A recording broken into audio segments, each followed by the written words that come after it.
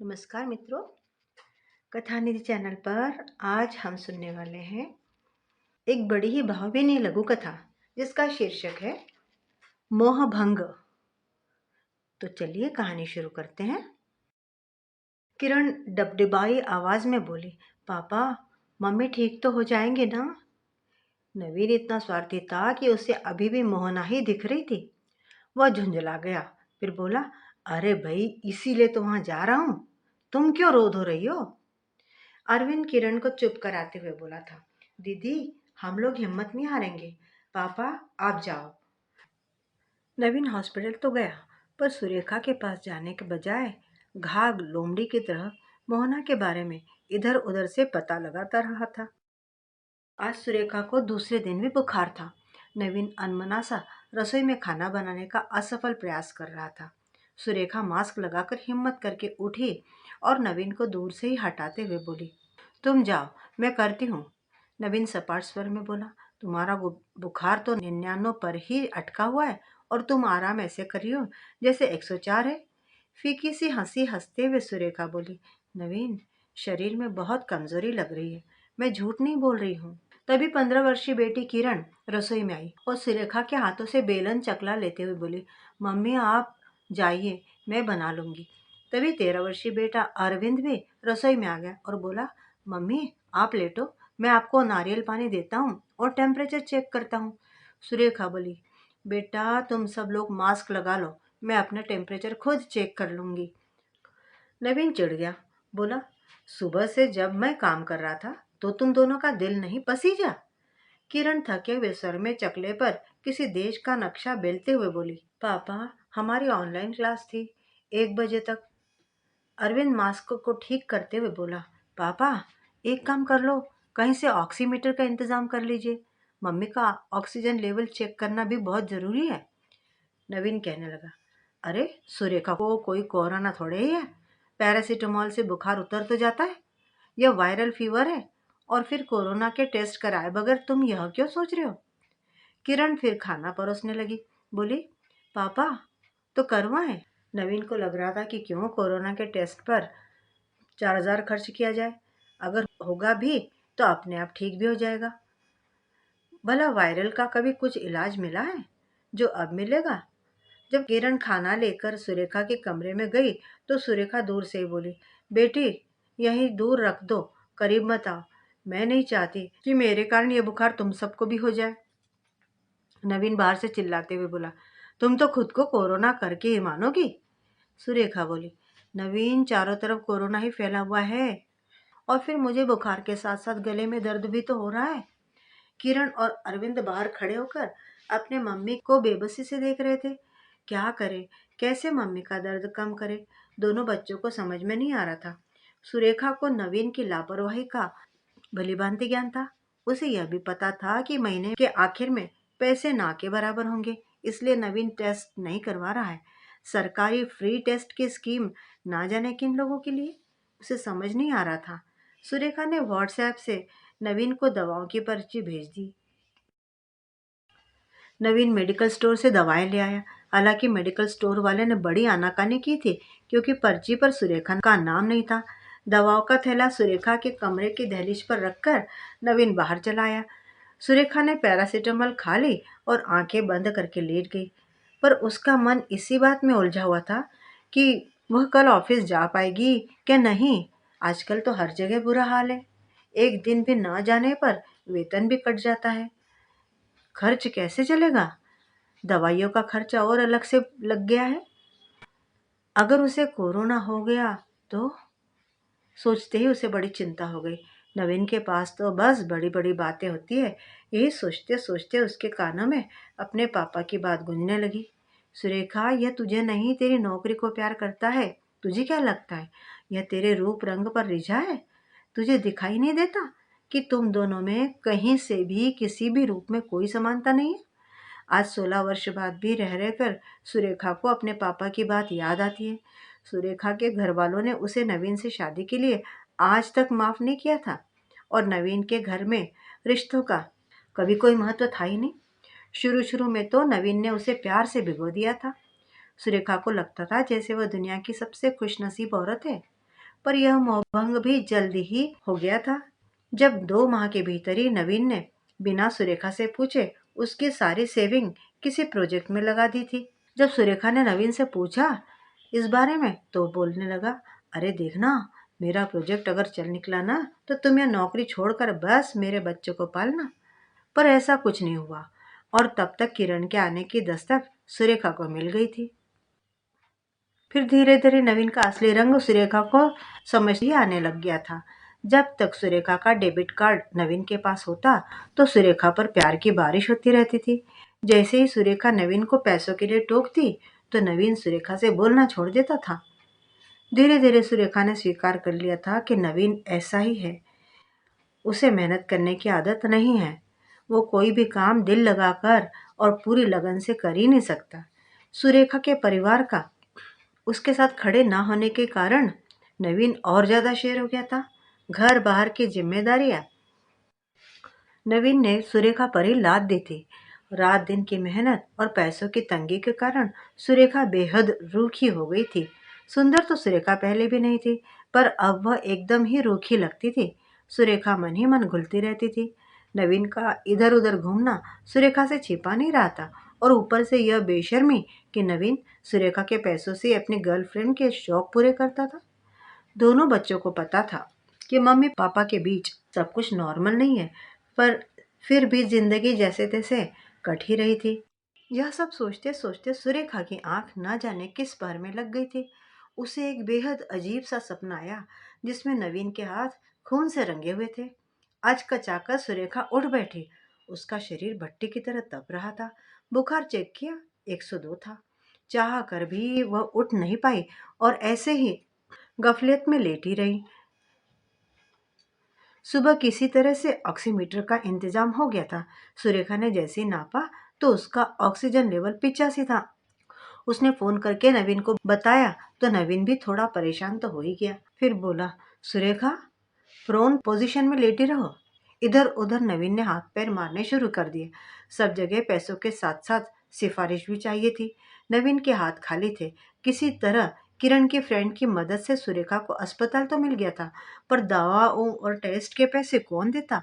तभी कॉरिडोर में एक सांवली मगर गठीली शरीर की नर्स आई और नवीन की तरफ मुखातिब होती हुई बोली, सर, यहाँ दवाएं फ्री नहीं है। नवीन मायूसी से बोला, जानता हूँ, पर घर में सब लोगों को कोविड हो गया है और माँ पापा को कैसे ऐसे छोड़ देता। उसी चक्कर में सबको लग गया। 2 बच्चे भी है। आप ही बताओ क्या करूँ। बिजनेस में अलग से घाटा चल रहा है। नर्स का नाम मोहना था। वो 32 वर्ष की थी। उसे नवीन से थोड़ी सहानुभूति सी हो गई। उसने कहा, अच्छा सर, मैं कोशिश करती हूँ। नवीन ने अचानक से मोहना का हाथ अपने हाथों में लेकर हल्के से थपथपा दिया। मोहना हक्की बक्की रह गई। नवीन धीरे से उससे बोला, आई एम सॉरी मोहना, पर तुम्हें पता है ना, इंसान इंसान ऐसे पलों में कितना कमजोर पड़ जाता है। मोहना को लगा कि नवीन कितना केयरिंग है अपने घर परिवार को लेकर, और एक उसका पहला पति था, एकदम निकम्मा। काश मेरा पति भी इतना ही केयरिंग होता तो मुझे अपनी जान हथेली पर रखकर यह नौकरी नहीं करनी पड़ती। नवीन विजयी भाव के साथ घर आया।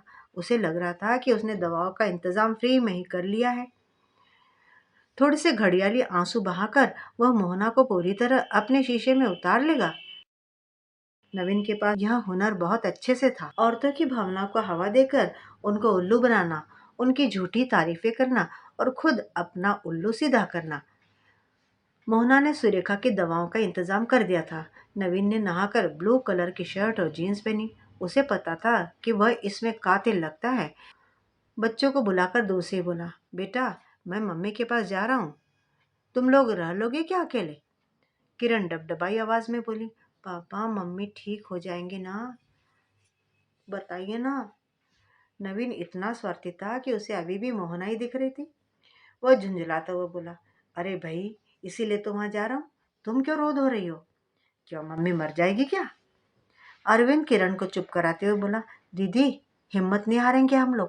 पापा, आप जाओ। नवीन हॉस्पिटल तो चला गया, पर सुरेखा के पास जाने के बजाय घाघ लोमड़ी की तरह मोहना के बारे में इधर उधर से पता करता रहा। यह पता लगते ही कि मोहना का अपने पति से तलाक हो गया है, नवीन की तो बाँछें खिल गई थी। उधर सुरेखा का ऑक्सीजन का लेवल डीप कर रहा था। हॉस्पिटल में इतनी मारा मारे थे कि अगर मरीज का तीमारदार ध्यान न दे तो मरीज की कोई सुध बुध नहीं ले रहा था। नवीन बाहर से ही सुरेखा को देख रहा था। उसका मन बिल्कुल भी नहीं था अंदर जाने का। तभी नवीन ने दूर से मोहना को आते हुए देखा। नवीन भागकर अंदर सुरेखा के पास गया। नवीन ने देखा कि सुरेखा का ऑक्सीजन लेवल 70 तक पहुंच गया है। वह भागकर मोहना के पास गया और घड़ियाली आंसू बहाते हुए कहने लगा, मोहना मेरी सुरेखा, मोहना प्लीज मेरी सुरेखा को बचा लो। घर पर बच्चों के लिए खाने का इंतजाम करने गया था। मोहना भागते हुए सुरेखा के पास पहुंची तो देखा ऑक्सीजन मास्क मास्क ठीक से लगा हुआ नहीं था। उसने ठीक किया तो सुरेखा का ऑक्सीजन लेवल बढ़ने लगा। नवीन मोहना के करीब जाते हुए बोला, मोहना तुम मेरे लिए फरिश्ता बनकर आई हो। मोहना को नवीन से सहानुभूति सी हो गई थी। नरम स्वर में बोली, आप चिंता मत करें, यह मेरा पर्सनल नंबर है, ये आपके पास रहने दीजिए, जरूरत पड़े तो कॉल कर लीजिएगा मुझे। नवीन को मोहना से और बातें करनी थी, इसलिए बोला, यहाँ कोई कैंटीन है क्या? सुबह से कुछ खाया नहीं है। तुम्हें अजीब लग रहा होगा पर पापी पेट तो नहीं मानता ना। मोहना बोली, अजी कोई बात नहीं है जी, आप मेरे साथ चलिए। कैंटीन में बैठे बैठे उन्हें 1 घंटा हो गया था। नवीन जितना झूठ बोल सकता था उसने बोल दिया था। मोहना जब कैंटीन से बाहर निकली तो उसे लगा कि वह नवीन के बेहद करीब आ गई है। मोहना ने नवीन की मदद करने के उद्देश्य से अपनी ड्यूटी भी उस वार्ड में लगवा ली जिसमें सुरेखा एडमिट थी। वह आते जाते आंखों ही आंखों में नवीन को साहस देती रहती थी। नवीन को मोहना में अपना अगला शिकार मिल गया था। वह बेहया इंसान यहाँ तक सोच बैठा था कि अगर सुरेखा को कुछ हो गया तो वह मोहना को अपनी जिंदगी में शामिल कर लेगा। मोहना अकेली ही रहती थी और अच्छा खासा कमाती है, दिखने में भी आकर्षक है, और सबसे बड़ी बात मोहना उसे पसंद भी करने लगी थी। अब नवीन का रोज का यह काम हो गया था, मोहना के साथ कैंटीन में खाना खाना और अपने दुख की कहानी बढ़ा चढ़ाकर बताते रहना और इस तरह से उसकी सहानुभूति इकट्ठी करते रहना। मोहना को नवीन का आकर्षक रूप रंग और उसका अपने परिवार के लिए समर्पण आकर्षित कर रहा था। उसे सपने में भी भान नहीं था कि नवीन इंसान के रूप में एक भेड़िया है। सुरेखा का मन नवीन की हरकतें देखकर छटपटा रहा था। वह बच्चों को देखना चाहती थी। वह बहुत कोशिश कर रही थी क्योंकि उसे पता था कि उसके बाद यह चालाक इंसान बच्चों पर भी ध्यान थोड़ी ना देगा। पर कुदरत को कुछ और ही मंजूर था। सुरेखा कोरोना के आगे जिंदगी की जंग हार चुकी थी। नवीन जब सुरेखा का अंतिम संस्कार करके घर पहुंचा तो किरण और अरविंद का विलाप देखकर पहली बार उसका दिल भी भावुक हो उठा था। वह भी बच्चों को गले लगाकर फफक फफक कर रो पड़ा। पर नवीन को पता था कि सुरेखा इस घर की गृहिणी ही नहीं बल्कि अन्नदाता भी थी। बैंक में हर बैंक में बस 10,000 रुपये शेष थे। सुरेखा के जाने के बाद एक बंधी हुई इनकम का सोर्स बंद हो गया था। नवीन की आदतें इतनी खराब थीं कि उसके घर वाले और दोस्त उसकी मदद करने को बिल्कुल तैयार नहीं थे। ऐसे में मोहना के अलावा नवीन को कोई भी नजर नहीं आ रहा था। सब मुसीबतों के बाद भी बस एक अच्छी बात यह थी कि यह घर नवीन और सुरेखा ने बहुत पहले बनवा लिया था। अब नवीन ने तिकड़म लगाया और मोहना को अपने घर पेइंग गेस्ट की तरह रहने को मना लिया। मोहना की हिचकिचाहट देखकर नवीन ने कहा था, मेरे बच्चों की खातिर आ जाओ मोहना, वे सुरेखा को बहुत मिस करते हैं। तुम जितना किराया देती हो उससे आधा दे देना, मुझे तुम्हारे साथ की जरूरत है। मोहना की आंखों पर तो जैसे पट्टी बंधी हुई थी। वह भी नवीन के करीब आना चाहती थी। वह अपना सामान लेकर नवीन के घर रहने आ गई। दोनों बच्चों ने जब मोहना को देखा तो अचकचा गए मगर कुछ बोल नहीं पाए। एक रूम में मोहना, दूसरे में बच्चे और ड्राइंग रूम में नवीन रहने लगा। मोहना ने धीरे धीरे पूरे घर का काम अपने जिम्मे ले लिया था। नवीन रात दिन मोहना की तारीफों में कसीदे पढ़ता था। मोहना को लगने लगा था कि उससे ज्यादा सुंदर शायद इस दुनिया में कोई है ही नहीं। इतनी नवीन ने उसकी तारीफ की थी। मोहना आखिर एक औरत थी और वह भी निपट अकेली। उसका दिल भी पिघल ही गया। मोहना और नवीन की शादी नहीं हुई थी पर वे दोनों अब पति पत्नी की तरह ही रहने लगे थे। मोहना का पूरा वेतन अब नवीन की जेब में जाता था। नवीन यही तो चाहता था। किरण और अरविंद अपने पापा और मोहना की चुहलबाजी देखकर अंदर ही अंदर चिढ़ते रहते थे। एक दिन तो हद हो गई जब नवीन और मोहना बेशर्मी की सारी सीमा लांघते हुए बच्चों के सामने ही कमरे में बंद हो गए। मोहना के हॉस्पिटल जाने के बाद अरविंद और किरण ने नवीन को आड़े हाथों ले लिया था। अरविंद कहने लगा, पापा आपको शर्म नहीं आती? मम्मी को अभी गए हुए 2 माह भी तो नहीं हुए हैं। नवीन गुस्सा हो गया, बोला, क्या तुम्हारी मम्मी के जाने के बाद मुझे अकेलापन नहीं लगता है? मोहना मेरी बहुत अच्छी दोस्त है, उसी के कारण हमें ये रोटी नसीब हो रही है। तुम लोगों को अच्छा नहीं लगता तो जहाँ जाना चाहते हो चले जाओ। और फिर बेटा, मैं कोई मोहना आंटी को तुम्हारी मम्मी की जगह थोड़ी दूंगा। वह बस हमारे यहाँ रह रही है और रहने का किराया दे रही है। दोनों बच्चे उस दिन अपनी मम्मी को याद करके खूब रोए। नाना नानी से तो कोई मतलब था ही नहीं उन्हें, और दादा के जाने के बाद दादी ने भी चाचा के डर से इन लोगों से रिश्ता खत्म कर दिया था। देखते ही देखते 1 साल बीत गया। अब मोहना नवीन पर शादी के लिए दबाव बनाने लग गई थी। नवीन एक शातिर खिलाड़ी था। उसने मोहना को यह कहकर चुप करा दिया था कि उसके बच्चे उसे छोड़कर चले जाएंगे और वह उनके बिना रह नहीं पाएगा। मोहना बड़ी गुस्सा हो गई, बोली, ठीक है तो मैं चली जाती हूँ। नवीन मोहना को बाहों में भरते हुए बोला था, मैं आत्महत्या कर लूंगा मोहना, अगर तुमने मुझे छोड़ने की बात सोची भी। 3 साल हो गए थे। मोहना आत्मनिर्भर और आकर्षक थी, पर नवीन उसका मानसिक और आर्थिक और साथ ही शारीरिक रूप से शोषण कर रहा था। यह बात मोहना को अब समझ में आ गई थी, पर अब मोहना चाहकर भी इस जाल से निकल नहीं पा रही थी। नवीन के झूठ को भी वह सच मानकर ही जी रही थी। कम से कम सुरेखा के पास उसके 2 बच्चे तो थे, पर मोहना के पास तो इस रिश्ते में कुछ भी नहीं था। मोहना पिछले 3 सालों में 2 बार गर्भपात करा चुकी थी। मोहना अकेली थी, पर अपने अकेलेपन को भरने के लिए उसने गलत साथी चुन लिया था।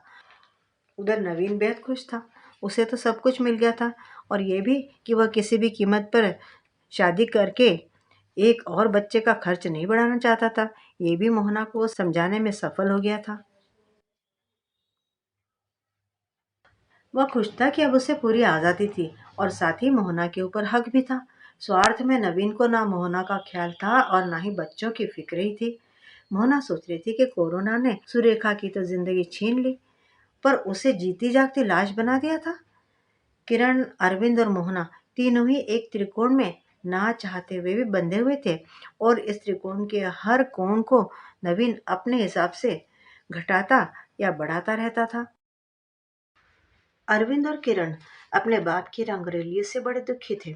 उनकी कच्ची उम्र थी और बिगड़ने की पूरी पूरी संभावना थी, जिसे नवीन नजरअंदाज किए जा रहा था।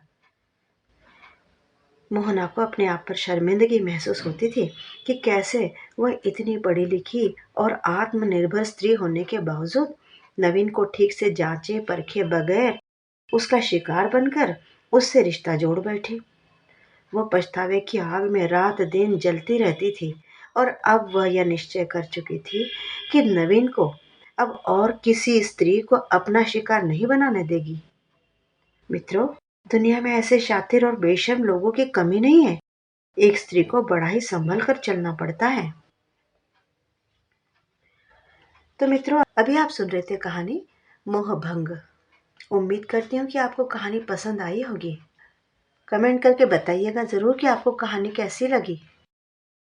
अरविंद का रवैया, बच्चे, मोहना और साथ ही सुरेखा, इन सब के बारे में आपके क्या विचार हैं? कमेंट करके बताइएगा ज़रूर। और चैनल पे नए हैं तो चैनल को सब्सक्राइब भी ज़रूर ज़रूर कर लीजिएगा। मिलती हूँ जल्दी ही एक बहुत ही बढ़िया सी कहानी के साथ। तब तक विदा। आपका दिन शुभ हो शुभ हो। आपका दिन शुभ हो शुभ हो। आपका दिन शुभ हो। आपका दिन शुभ हो शुभ हो। मिलती हूँ जल्दी ही एक बहुत ही बढ़िया सी कहानी के साथ। तब तक विदा। आपका दिन शुभ हो।